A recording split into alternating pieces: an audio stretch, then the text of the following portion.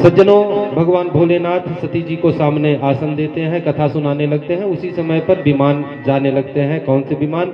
इनके जो पिता हैं सती जी के, दक्ष, वो कनखल क्षेत्र में यज्ञ कर रहे थे और सती जी को पार्वती और भगवान भोलेनाथ को नहीं बुलाए थे, बाकी सभी देवताओं को बुलाए थे, ब्रह्मा विष्णु तक को भी बुलाए थे।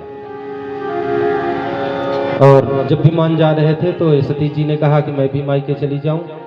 भगवान भोलेनाथ ने मना किया, नहीं मत जाओ। ये जिद करके, और जब जिद करने लगती हैं भगवान भोलेनाथ कहते हैं ठीक है जाओ। चली जाती हैं, कुछ गणों को भेज देते हैं। ये जाती है, वहां सबका स्थान देखती हैं, परंतु अपने पति का स्थान नहीं देखती हैं।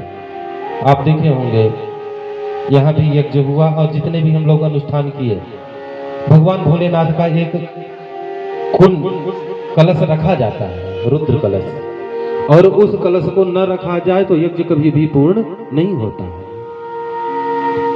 तो देखती है जाकर के कि सभी देवताओं की पीठ बनी हुई है, सबका स्थान दिया गया है, भगवान भोलेनाथ का नहीं दिया गया है। उनको वहीं पर ग्लानि होती है, और जब ग्लानि होती है तो पिता को भला बुरा कह करके कि मैं अपने शरीर को छोड़ दूंगी, और वहीं पर क्रोधाग्नि को जला करके और उसी हवन कुंड में कूद जाती है, अपने प्राणों को, शरीर को समाप्त कर देती है।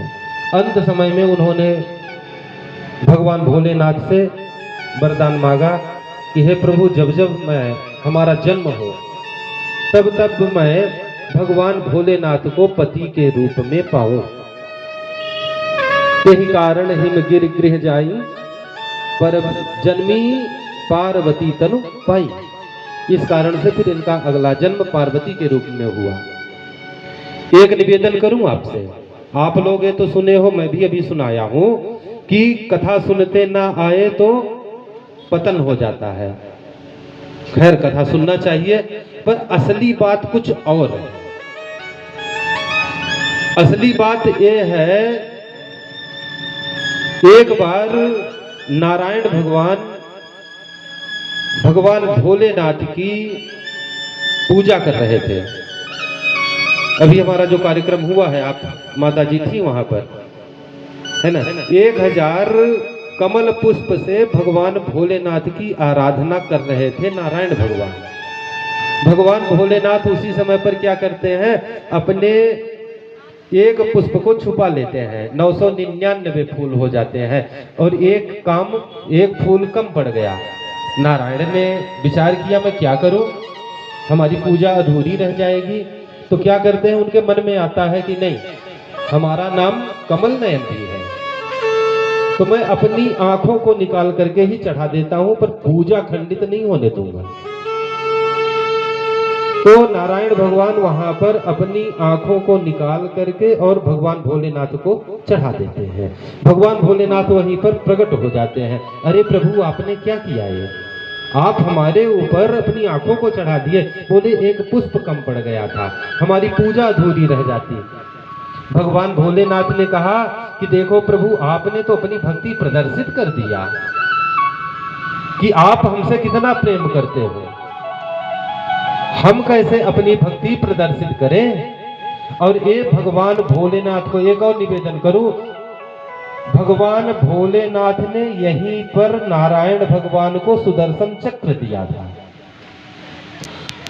अब भगवान भोलेनाथ को हमेशा ग्लानि रहती थी कि हम इस कर्ज से कैसे मुक्ति पाएंगे।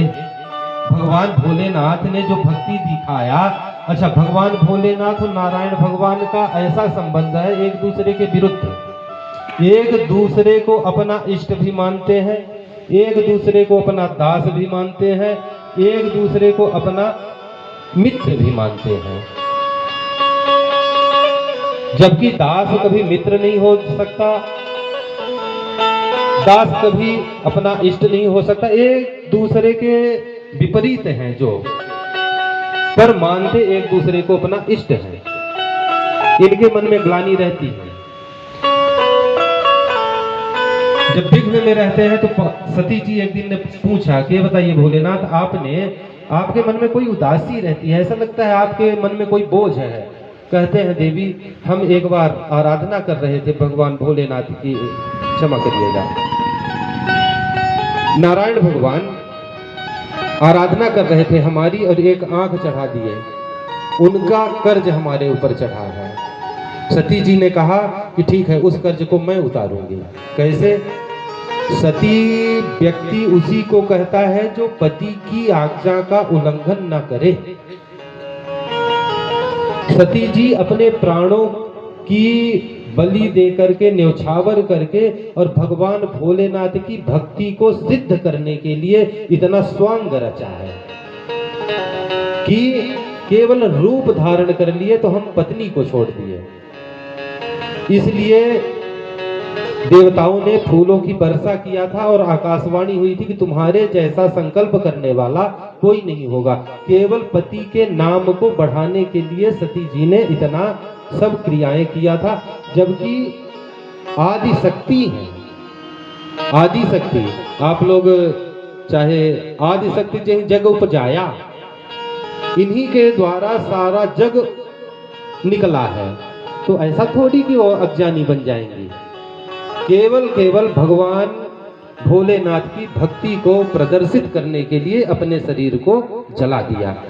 यहाँ पर सती चरित्र को भगवान ठाकुर जी के चरणों में समर्पित करते हुए